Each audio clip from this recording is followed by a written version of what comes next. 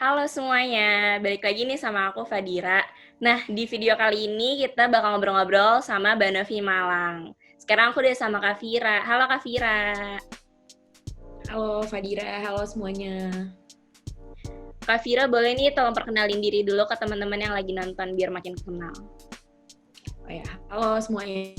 Sebelumnya nama aku Safira Utami, bisa dipanggil Vira.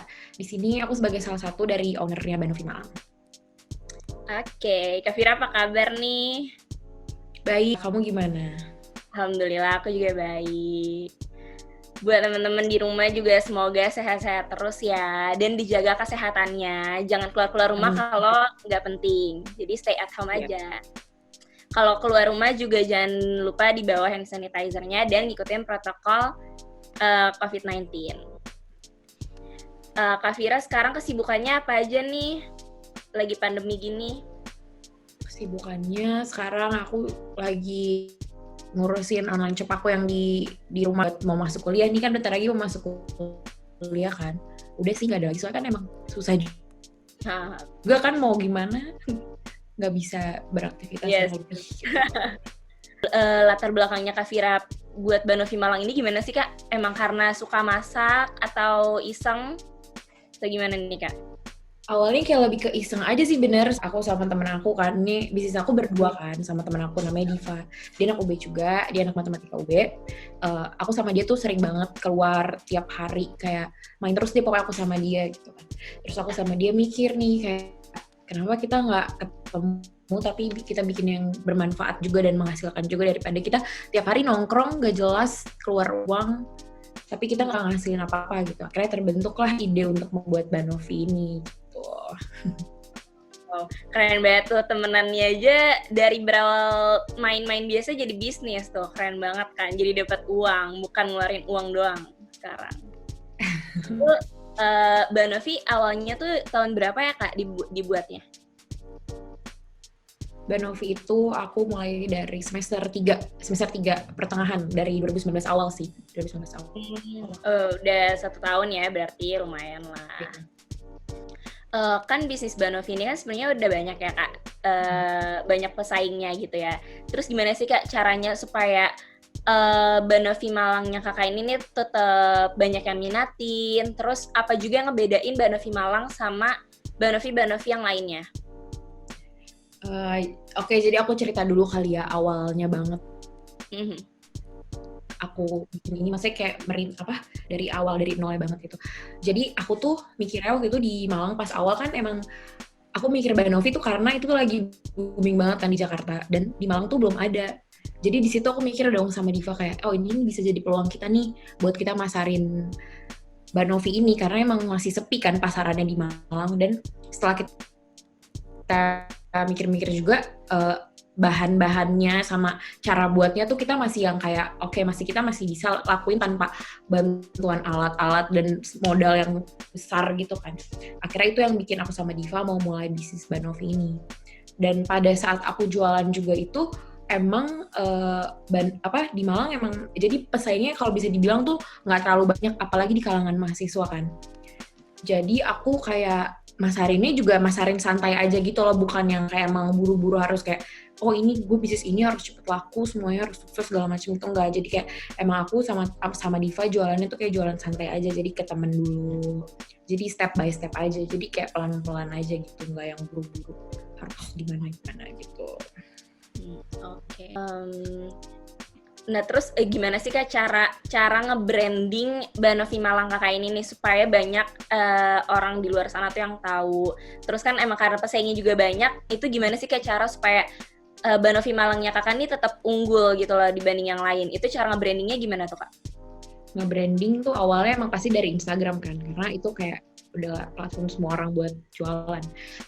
Jadi awalnya aku minta tolong aja ke teman-teman deket aku buat Instagramin Banovinya, tapi tanpa aku kasih gratisan produknya gitu. Mereka aku minta tolong kayak, tolong dong, aku ada bisnis baru nih, Banovi gini-gini, aku jelasin gitu. Terus dari alhamdulillahnya aku punya teman-teman yang emang support aku gitu. Jadi aku juga jadi semakin semangat gitu kan. Mereka juga ikut excited gitu kayak, oh iya lo jualan ini, gue mau nyoba juga dong gini. Akhirnya mereka ikut coba bantuin beli gitu kan. Jadi emang pelanggan pertama aku tuh, konsumen pertama aku tuh sebenarnya temen-temen itu sendiri, dan alhamdulillahnya itu juga udah cukup, dan aku tuh gak bakal expect itu tuh bakalan kayak pasaran aku tuh bukan dari temen-temen doang gitu. Jadi emang awalnya karena dari temen-temen, cuman kayak alhamdulillahnya temen-temen aku baik kan. Aku juga punya temen-temen yang di Malang, mereka kayak ngasih tahu ke temen-temennya dari omongan-omongan mereka, bukan cuma dari Instagram, dan itu akhirnya temen-temennya juga akhirnya banyak yang mau nyobain yang aku nggak kenal, yang emang akhirnya Banovi Malang tuh diketahui bukan cuma dari kalangan teman-teman aku gitu. Berarti emang sebenarnya tuh bisnis kadang pasar terdekatnya tuh emang teman-teman kita sendiri ya justru. Iya, dan emang penting banget juga di sisi yang awal tuh teman-teman tuh berpengaruh banget sih, karena menurut aku selain dari Instagram postingan tuh kayak omongan secara langsung tuh ngaruh banget juga sih buat bikin orang kayak penasaran gitu kan, oh iya dia jualan ini ya, jadi kayak orang kan pengen tertarik mau nyoba gitu kan. Iya, karena kan orang juga kalau pengen beli sesuatu kan butuh review secara langsungnya kan ya. Iya benar. Jadi lebih percaya gitu, lebih kayak kepo, kayak langsung, oh ternyata beneran enak ya, akhirnya mereka nyobain buktiin sendiri dengan beli gitu. Terus kan kalau bisnis itu pasti banyak ya Kak, up and down-nya. Nah kalau misalkan dari Kakak sendiri nih di Banovi Malang itu apa sih Kak up and down yang udah pernah Kakak laluin kalau boleh tahu? Oh ya, up and down-nya tuh sebenarnya pas awal aku bikin ini kayak aku bingung cara masarinnya gimana, kayak Banovi ini kan nggak tahan lama gitu kan, bukan barang yang bisa kayak disimpan berbulan-bulan gitu kan, kayak emang harus misalnya kita sediain stok 20, itu kita harus habis juga dalam 2 hari dan segala macam gitu kan. Itu sempat awalnya aku gambling sama Diva mikirin gimana kita startnya gimana, cuman ya udah pas itu tuh akhirnya kita udah siap rugi gitu loh, kayak ya udah awal kita siapin sekitar 20 sampai 30. Kalau emang banyak yang mau, kalau misalnya kita berhasil masarin ini, kita susun nextnya gimana, apa kita pakai sistem PO atau gimana. Tapi awalnya tuh kayak emang bener-bener nekat banget, kayak ya udah bismillah aja, kalau misalnya emang nanti pahitnya nggak laku ya udah kayak aku sama Diva rencananya bakal ya udah aku bagi-bagiin aja ke teman-teman gitu loh. Kayak ya udah sekalian aja bagi-bagi. Ternyata surprisingly teman-teman aku baik, yang kayak aku bilang tadi kan, mereka kayak mau masarin, jadi kayak bantuin ini jual, promosiin ke temennya, dan sampai akhirnya itu tuh laku belum sampai 3 hari Banovi aku tuh udah habis. Kayaknya dari situ aku semakin semangat gitu. Ya, temen-temennya pada sportif banget. Cuman kalau cuman tadi kan nanya daunnya kan, kalau dalam sebenarnya ini aku jelasin dari pas buat nyari bahan dan segala macam, yang susah itu nyari bahan baku pisangnya. Kayak itu tuh jujur susah banget nyari pisang yang emang bener-bener bagus, dan kan kadang ada yang keras dan segala macam gitu kan. Ya, itu sih yang ribetnya. Kalau yang lain mah bahannya pasti ada di mana-mana. Nah, buat teman-teman tuh juga kalau misalkan pengen yang baru pemula nih, atau yang pengen buat bisnis baru, itu gak usah takut. Sebenarnya kalau kita rugi atau gagal itu sebenarnya ya emang mungkin sedih ya, cuman itu justru jangan dijadiin patokan yang ngebuat kita jadi pesimis. Justru itu harus dijadiin motivasi buat kita sendiri.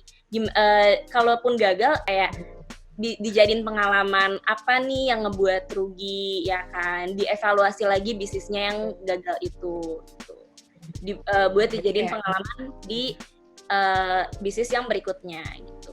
Iya benar. Nah tadi kan ngomongin bahan-bahannya nih Kak, kan bahan-bahan produksi itu kan kadang harganya itu suka naik ya Kak. Nah itu gimana sih cara Kakak cara Kakak menyesuaikan dengan harga yang udah Kakak patokin gitu sama di Banovi Malang ini? Kalau misalkan harga bahan produksinya naik itu, apakah Banovi Malangnya juga naik atau gimana? Atau tetap? Kalau aku sama Diva waktu itu menyesuaikannya jadi dengan kayak ukuran cupnya tuh kita ubah jadi dari yang 400 ml jadi 300 ml. Itu tuh emang sebenarnya itu jadi tetap untung, maksudnya kayak dengan bahan baku yang naik, harganya yang naik dan emang agak susah dicarinya waktu itu kayak kita kan pakai krim whipped cream yang emang itu tuh harganya nggak murah kan. Kita akalin dengan kita kurangin porsinya gitu loh, tapi kita buat agar terlihat kayak tetap banyak gitu dengan harga yang sama, walaupun itu berkurang tapi itu tetap sama dan nggak ngurangin rasanya dan bahan-bahan yang kita pakai juga tetap yang bagus gitu. Jadi orang nggak yang kayak ya harganya naik nih, enggak. Jadi kayak tetap harganya sama, cuman kita kurangin aja sedikit di permainan packaging dan lain-lain sih gitu. Itu bisa banget tuh dijadiin tips buat temen-temen yang punya bisnis makanan juga ya. Iya, tapi kalian tetap cantumin juga, misalnya ukurannya. Jadi kan gak dibilang bohong dong, kayak harganya tetap, cuman ini. Jadi tetap reasonable gitu loh. Jualan jadi konsumennya juga nggak ngerasa dirugiin gitu ya Kak. Ya, tetap jujur juga kunci utama kali ya Kak dalam berbisnis. Ya, kadang orang lebih baik beli harga yang sama daripada harga naik walaupun porsinya tetap lebih banyak, cuma kadang orang mikirnya tetap mikirnya mau yang murah aja gitu kan, maksudnya kayak pembeli konsumen karena mereka ngelihat angkanya kayak pasti ngeliat angka kayak ini lebih murah ya, ada yang lebih murah aja gitu. Iya benar. Dalam bisnis juga penting tuh teman-teman jujur dan terbuka ke konsumen kalian supaya konsumen juga gak ngerasa dirugiin gitu. Ya benar. Terus kalau misalkan lagi down nih Kak atau lagi ada suatu masalah gitu, contohnya kayak sekarang nih kan kita lagi ada pandemi ya kan, itu pasti bener-bener semua orang terkena dampak dari pandemi ini, terutama yang punya bisnis. Nah kalau dari Kak Vira sendiri gimana sih Kak cara ngatasin cara mengatasi dampak dari pandemi ini gitu, atau kalau misalnya lagi ada masalah tuh gimana sih cara Kakak buat ngatasin masalahnya? Kalau masalah dalam bisnis gitu ya, kalau misalnya kayak pasti ada lah ya daunnya, nggak mungkin kayak lancar terus gitu kan. Nih aku jawab buat yang pandemi dulu kan. Jujur ini nggak dampak banget sih buat Banovi aku sama temen aku. Maksudnya buat bisnis Banovi ini kayak banyak plan yang siapin sama dia buat Banovi ini, kayak kita bakal nextnya kita bakal nambah dessert lainnya dan pokoknya kita udah banyak nyiapin plan, kita udah mau siapin Banovi kita tuh buat kita taruh di coffee shop di Malang. Maksudnya kan itu suatu plan yang besar dan yang itu bisa naikin Banovi aku gitu kan, kayak taruh di tempat-tempat coffee shop di Malang gitu. Tapi karena dengan adanya pandemi ini mengharuskan kayak bisnis Banovi ini tuh kayak di cancel gitu kan. Maksudnya pahitnya aku nggak bisa jalanin lagi gitu karena kondisinya sekarang aku sama temen aku nggak di Malang gitu kan, kita balik ke daerah asal kita. Tapi aku sama dia tetap ngusahain gimana nih biar modal-modal dan untung-untung kita tuh tetap kita putar gitu. Jadi nggak stuck karena Banovi nggak jalan, udah kita stuck aja, udah hilang gitu. Aku sama Diva tetap mikirin dan aku tetap muterin modal dari Banovi kita, hasil yang udah kita dapet. Sekarang aku tetap jalanin, aku jualan yang lain. Aku sama Diva sekarang jualan skincare tapi emang agak beda dari Banovi. Cuman itu menurut aku sama dia itu cara biar maksudnya uang kita tuh tetap muter aja gitu dengan yang gak harus jual Banovi gitu. Itu dan modalnya nanti hasil dari yang kita puterin sama pandemi ini bisa buat nanti kita kalau udah balik ke Malang kita wujudin lah plan yang sempat ketunda karena COVID gitu.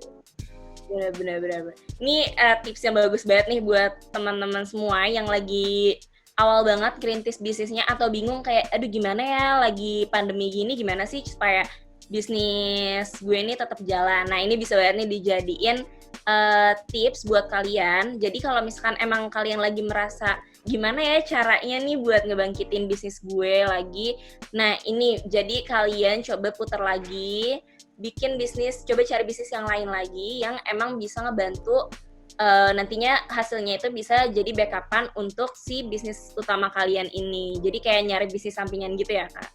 Nah kalau misalkan kan sejauh ini tuh berarti Banovi Malang cuman baru ada Banovi aja ya Kak? Iya, Banovi aja. Nah kadang tuh ada nggak sih Kak konsumen yang suka request kayak coba dong bikin ini gitu, coba dong jual ini, atau mungkin kakak dari Banovi Malangnya sendiri tuh emang terbuka sama konsumen gitu, misalkan kayak apa ya, survei ke konsumen kayak apa sih yang sekiranya lagi mereka minati gitu, buat ngecek rasanya tuh gimana tuh Kak?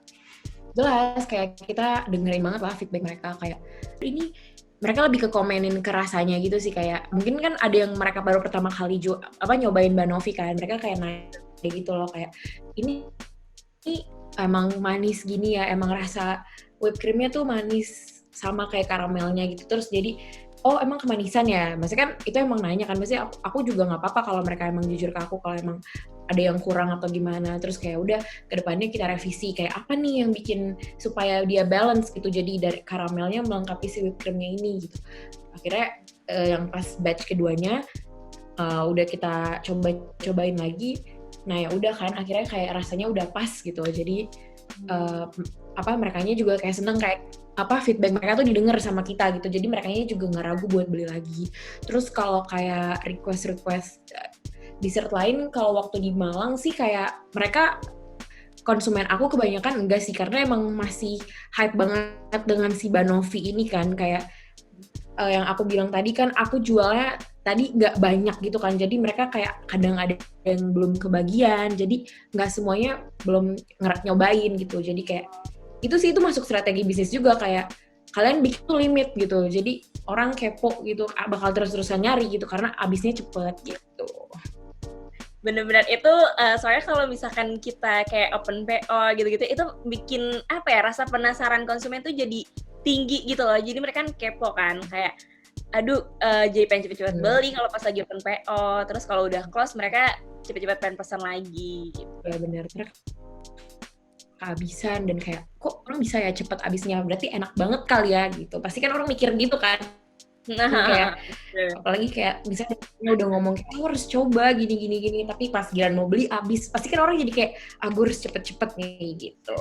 Benar. Dan kalau misalkan buat kita nih para mahasiswa gitu ya, sebenarnya kalau buat berbisnis juga kayaknya akan lebih baik kalau lebih banyak bisnisnya nggak sih Kak? Jadi kita mumpung kita masih kuliah, masih belajar, jadi kita juga nyobain nih bisnis di berbagai macam sektor, di berbagai macam bidang. Jadi supaya nantinya buat kedepannya kalau emang kalian serius untuk berbisnis, kalian tuh tahu kalian tuh cocoknya tuh berbisnis di bidang apa gitu ya kan. Dan kalian juga bisa hitung-hitung sebagai penelitian gitu kali ya. Jadi kayak diteliti dulu dari sekarang, kayak kalau bisnis ini tuh gimana ya gitu.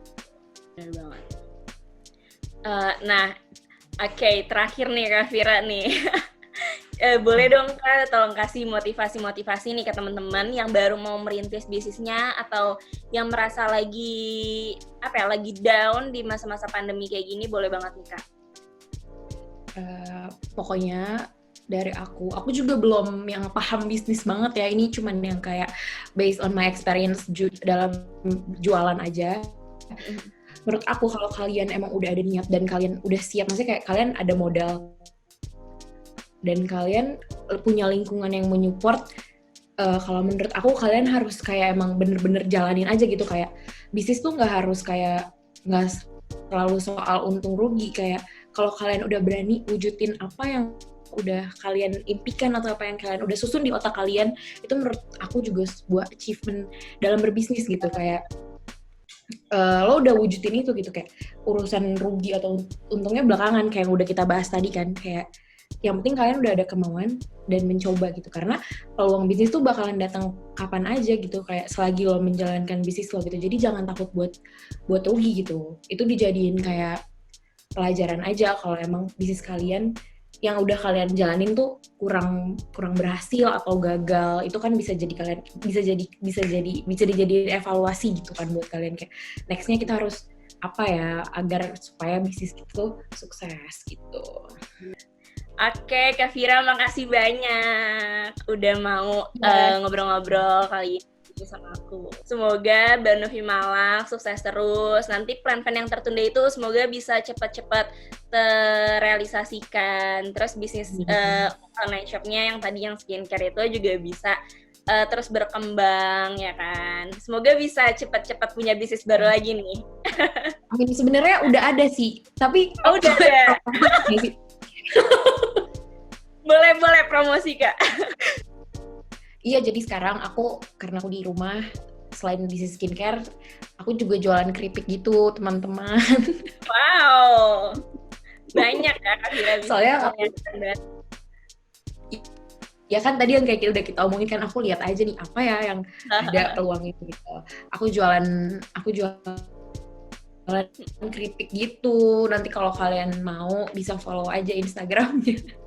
Instagramnya tuh says.bites, jadi s@z.bites. Itu kalau kalian di daerah Jakarta Selatan, Cibubur, Depok, nanti itu free ongkir. Aku seneng banget hari ini ngobrol-ngobrol sama Kak Fira. Banyak banget pelajaran yang bisa didapat dan sangat inspiratif banget, memotivasi juga. Nah, buat teman-teman yang lagi nonton, kalau misalkan emang kalian baru pengen mulai bisnis, nggak usah ragu. Kalau misalkan emang kalian udah ada niat dan emang udah ada plan-nya, coba dijalanin aja dulu karena nggak ada yang tahu bisnis tersebut berhasil atau enggak sampai kita bener-bener ngerealisasiinnya. Iya, benar. Dan setiap kegagalan itu harus dijadikan pelajaran, bukan justru ngebuat kalian jadi down. Oke, sekali lagi makasih banyak Kak Fira udah mau ngobrol-ngobrol. Sama-sama. Oke. Dan buat teman-teman yang lagi nonton, jangan lupa jaga kesehatannya terus. Dan ditonton terus video-videonya para Mafia di IGTV, di YouTube, dan di platform lainnya. Terima kasih. Bye-bye.